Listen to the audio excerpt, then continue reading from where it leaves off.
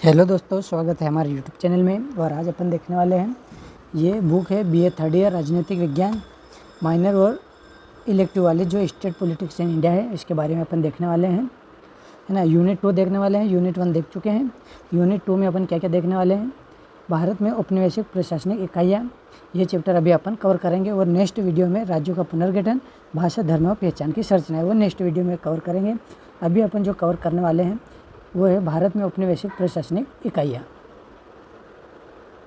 Start करते हैं। सन 1600 के बाद ब्रिटिश ईस्ट इंडिया कंपनी के भारत आने के बाद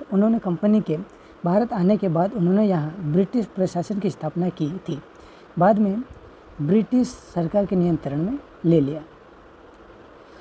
स्टार्ट करते हैं यहाँ से, वो बेसिक जनरल था। अब यहाँ से पॉइंट वाइज चलेंगे, पॉइंट टू पॉइंट। भारत में औपनिवेशिक प्रशासन। भारत में ब्रिटिश उपनिवेश शासन का प्रारंभ प्लासी के युद्ध 1757 के बाद माना जाता है।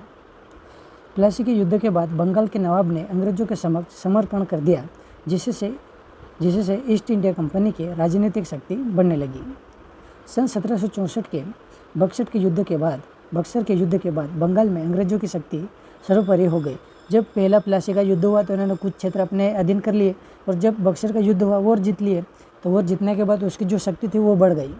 अंग्रेजों ने मुगल बादशाह से एक आदेश प्राप्त किया, जिसके अनुसार उन्हें बंगाल, बिहार व उड़ीसा के दीवानी अधिकारी भू राजस्व उगाने के अधिकार प्राप्त हो गए। भारत में औपनिवेशिक प्रशासन, उसी के अंतर्गत अभी पढ़ रहे हैं। भू राजस्व उगाने का कार्य नवाब के कारिंदे ही करते थे। जब 1772 में कंपनी ने राजस्व का वास्तविक नियंत्रण अपने हाथ में ले लिया, मतलब जो भू राजस्व का, जब बक्सर का युद्ध हुआ उसके बाद भू राजस्व एकत्रित करना था, वो भी मतलब उस टाइम के जो नवाब थे उनके कारिंदे करते थे, लेकिन बाद में ये कंपनी ने अपने हाथ में ले लिया था। सबसे पहला पॉइंट है रेगुलेटिंग एक्ट 1773। यह अधिनियम ब्रिटिश सरकार द्वारा भारत में ईस्ट इंडिया कंपनी के कार्यों को नियंत्रित करने के लिए लाया गया था। इस अधिनियम ने बंगाल के गवर्नर को बंगाल के गवर्नर जनरल का पद दिया। वारेन हेस्टिंग प्रथम गवर्नर जनरल बने। इसमें बम्बई और मद्रास के गवर्नरों को बंगाल के गवर्नर जनरल के अधीन कर दिया गया। 3 प्रेसिडेंसियाँ थी, बंगाल में थी, बम्बई थी और मद्रास थी। उन तीनों के अपने अपने क्या थे, गवर्नर थे। अब तीनों के अपने अपने गवर्नर थे, तो जो रेगुलेटिंग एक्ट 1773 आया तो उन्होंने क्या किया कि जो बंगाल का गवर्नर था उसको गवर्नर जनरल बना दिया गया, और उस गवर्नर जनरल के अधीन 2 बम्बई और मद्रास को उसके अधीन कर दिया। Next, east India act 1784। इस अधिनियम ने भारतीयों के मामलों को सीधे ब्रिटिश सरकार के अधीन कर दिया। ईस्ट इंडिया कंपनी ने शासी संस्था पर नियंत्रण करने के लिए कंट्रोल बोर्ड का गठन किया कि कंपनी क्या कार्य करती है। इसके बाद इसको कंट्रोल करने के लिए एक कंट्रोल बोर्ड का गठन किया। इसने कंपनी के राजनीतिक और व्यापारिक कार्यों को पृथक्करण कर दिया। जो ये कंट्रोल बोर्ड बनाया गया वो कंपनी के राजनीतिक और व्यापारिक कार्यों को अलग अलग कर दिया। Charter act 1833। बंगाल के गवर्नर जनरल को भारत के गवर्नर जनरल का पद प्रदान किया गया। अब जो सबसे पहले गवर्नर थे, उसके बाद गवर्नर के बाद जो बंगाल का गवर्नर था उसको गवर्नर जनरल बनाया। अब गवर्नर जनरल बनाने के बाद उसको भारत का गवर्नर जनरल बना दिया गया। Lord William Bentinck British Bharat के पहले गवर्नर जनरल बने, चार्टर एक्ट 1833 के तहत। इस एक्ट के माध्यम से ईस्ट इंडिया कंपनी की वाणिज्यिक गतिविधियों का अंत हो गया। इस अधिनियम के द्वारा वाणिज्यिक गतिविधियों का अंत हो गया। चार्टर, इसके द्वारा कंपनी के लिए लोक सेवकों की भर्ती के खुले प्रतियोगिता प्रणाली का सूत्रपात किया गया। भारत शासन अधिनियम 1858। भारत शासन अधिनियम 1858। इस अधिनियम के तहत कंपनी के शासन का अंत हो गया तथा अब ब्रिटिश भारत का शासन इंग्लैंड के सम्राट के अधीन आ गया। भारत में ब्रिटिश ताज के शक्तियों का प्रयोग भारत सचिव, सेक्रेटरी ऑफ स्टेट द्वारा होने लगा। भारत सचिव इंग्लैंड के ब्रिटिश कैबिनेट का सदस्य था, जिसकी सहायता के लिए 15 सदस्यों वाली भारत परिषद का गठन किया गया था। भारत परिषद अधिनियम 1861। भारत में पहली बार प्रतिनिधि संस्थाओं की शुरुआत हुई और विधायी कार्यों के लिए गवर्नर जनरल की कार्यकारी परिषद में गैर सरकारी सदस्यों के रूप में कुछ भारतीय भी शामिल हुए। इसमें बम्बई और मद्रास प्रेसिडेंसी को विधायी शक्तियाँ प्राप्त हुई। इस अधिनियम के द्वारा भारत परिषद अधिनियम 1892। इस अधिनियम के द्वारा प्रत्यक्ष तौर पर चुनाव की पद्धति प्रारंभ हुई। इस अधिनियम के द्वारा विधायी परिषद के कार्यक्षेत्र का विस्तार हुआ तथा बजट संबंधित चर्चा करने और कार्यकारिणी के समक्ष प्रश्न करने की शक्तियाँ भी प्राप्त हुई। 8वां भारत शासन अधिनियम 1909। इसे पार्लियामेंट अधिनियम भी कहते हैं। लॉर्ड मार्ले भारत के तत्कालीन भारत सचिव व मिंटो गवर्नर जनरल थे। इन दोनों के नाम पर इस शासन का अधिनियम का नाम पड़ा। इसके माध्यम से मुस्लिमों के लिए पृथक सांप्रदायिक प्रतिनिधित्व प्रणाली की शुरुआत की गई। मुस्लिम का चुनाव के जो पृथककरण संप्रदाय था वो भारत शासन अधिनियम 1909 के तहत आया। नेक्स्ट, भारतीय शासन अधिनियम 1919।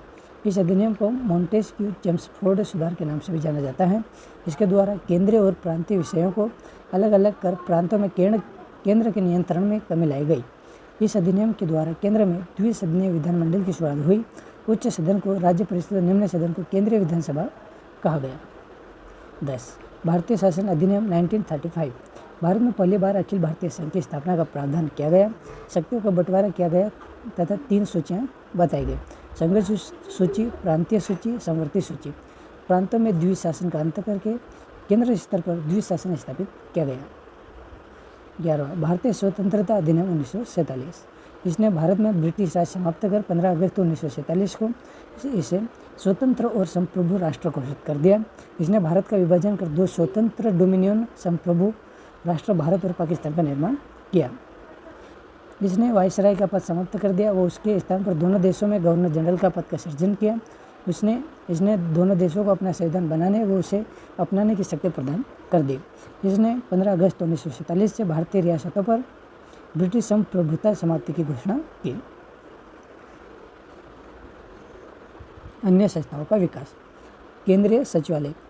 केंद्र में क्या हुआ उसके बारे में। केंद्रीय सचिवालय में गृह, वित्त, रक्षा व विदेश विभागों की स्थापना हुई।